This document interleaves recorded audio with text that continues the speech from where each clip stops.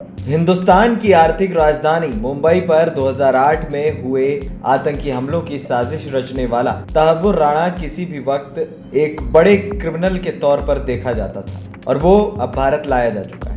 भारत पिछले 17 सालों से राणा और उसके साथी डेविड कोलमैन हेडली के प्रत्यर्पण की कोशिश में लगा था, जो कि 2009 में ही अमेरिका में गिरफ्तार हुए। हालांकि उन पर केस आतंकवाद फैलाने से जुड़े कुछ और मामलों में चला था। हेडली के मामले में भारत को फिलहाल खास सफलता नहीं मिली, लेकिन तहव्वुर राणा के मामले में अमेरिका की निचली अदालतों से लेकर सुप्रीम कोर्ट और राष्ट्रपति डोनाल्ड ट्रंप ने भारत के दावों को मानते हुए उसके प्रत्यर्पण को मंजूरी दे दी। आइए इस खास रिपोर्ट में हम आपको बताते हैं तहव्वुर राणा के मुंबई हमलों को अंजाम देने से लेकर उसके भारत प्रत्यर्पण तक की पूरी कहानी। दरअसल 26 नवंबर 2008 वो काला दिन जब मुंबई में आतंकी हमला हुआ। साल 2008 में मुंबई में पाकिस्तान के आतंकी संगठन लश्कर-ए-तैयबा के 10 आतंकियों ने घुसकर शहर भर में हमले किए। इन बर्बर हमलों में 6 अमेरिकी नागरिक और कुछ यहूदियों समेत 166 लोग मारे गए थे। अक्टूबर 2009 की अगर बात की जाए तो उसमें अमेरिकी एयरपोर्ट पर गिरफ्तारी हुई।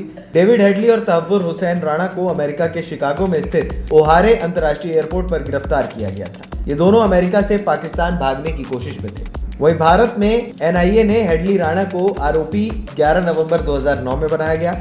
एनआईए ने मुंबई हमलों के साजिशकर्ता के तौर पर डेविड कोलमैन हेडली और तहव्वुर राणा के नाम का खुलासा किया। इन दोनों के खिलाफ यूपीए के तहत दर्ज हुआ। वहीं 23 मई 2011 से 9 जून 2011 की कहानी भी अलग है। 2011 में राणा पर अमेरिका में दोनों मामलों में मुकदमा चलाया गया और उसे डेनिश अखबार पर हमला करने की साजिश में पाकिस्तान के आतंकी संगठन लश्कर-ए-तैयबा को मदद पहुंचाने का दोषी ठहराया गया। हालांकि कई सबूत होने के बावजूद अमेरिकी जिला अदालत की जूरी ने उसे मुंबई हमलों में शामिल होने के आरोप से बरी कर दिया। वहीं 24 दिसंबर 2011 को एनआईए ने चार्जशीट दाखिल की। दरअसल भारत की एनआईए ने तहव्वुर राणा, डेविड हेडली, लश्कर-ए-तैयबा के प्रमुख हाफिज सईद, ज़कीउर रहमान लखवी, अलकायदा के इलियास कश्मीरी और पाकिस्तानी सेना के अधिकारियों समेत कुल 9 लोगों के खिलाफ चार्जशीट दायर की। 17 जनवरी 2013 को तहव्वुर राणा को अमेरिका में 14 साल की सजा हुई।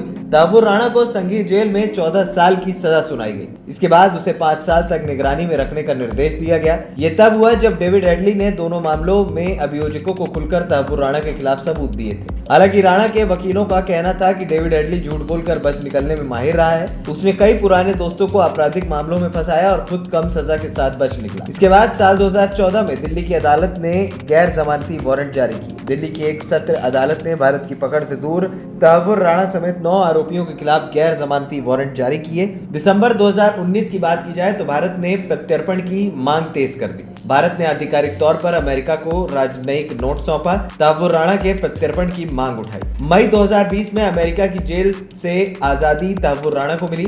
अमेरिका में तहव्वुर राणा को कोरोना वायरस से संक्रमित होने के बाद स्वास्थ्य कारणों से दक्षिणी कैलिफोर्निया की टर्मिनल आइलैंड जेल से रिहाई दे दी गई। उसने सजा भी पूरी नहीं की थी। वहीं 10 जून 2020 को लॉस एंजलिस से एक बार फिर तहव्वुर राणा की गिरफ्तारी हुई। भारत ने राणा के पहुंच से दूर हो जाने की आशंका के मद्देनजर प्रत्यर्पण और अंतरिम गिरफ्तारी की अपील की। अमेरिकी प्रशासन के सामने उसे आगे बढ़ाया। इसके बाद राणा को फिर से लॉस एंजलिस से गिरफ्तार कर लिया गया। वहीं तहव्वुर राणा को मई 2023 में अदालत से पहला झटका मिला। कैलिफोर्निया के एक जिला न्यायालय ने राणा को भारतीय प्रत्यर्पित किए जाने का फैसला दिया। अमेरिकी सरकार ने भी राणा के भारत प्रत्यर्पण को दोनों देशों के बीच की संधि के तहत वैध माना। वहीं अगस्त 2024 को अपील ठुकराई गई। कैलिफोर्निया में स्थित संघीय अदालत ने भी प्रत्यर्पण के खिलाफ दी गई राणा की अपील को ठुकरा दिया।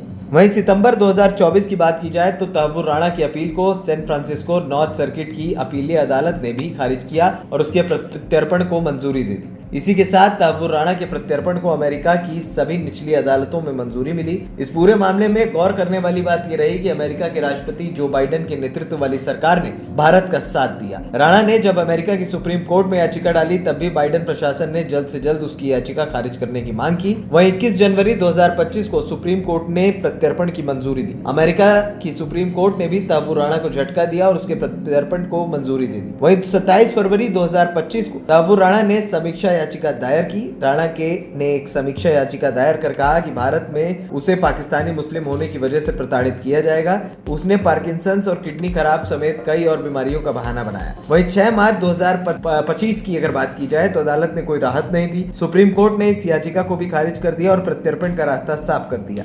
20 मार्च 2025 को चीफ जस्टिस से प्रत्यर्पण रोकने की मांग तहव्वुर राणा ने की। तहव्वुर राणा ने सुप्रीम कोर्ट के चीफ जस्टिस जॉन रॉबर्ट्स को आवेदन देकर प्रत्यर्पण रोकने की मांग उठाई। 7 अप्रैल 2025 को राणा की आखिरी कोशिश भी असफल हुई। चीफ जस्टिस रॉबर्ट्स ने राणा की मांग को अस्वीकार कर दिया। उसके प्रत्यर्पण का रास्ता साफ हुआ। वहीं 9 अप्रैल 2025 को अमेरिका ने तहव्वुर राणा को भारत को प्रत्यर्पित किया। अमेरिका ने तहव्वुर राणा को भारत प्रत्यर्पित किया। एनआईए के अधिकारी प्रत्यर्पण के लिए अमेरिका पहुंचे। भारत लाने के बाद उसे कोर्ट में पेश किया जाएगा।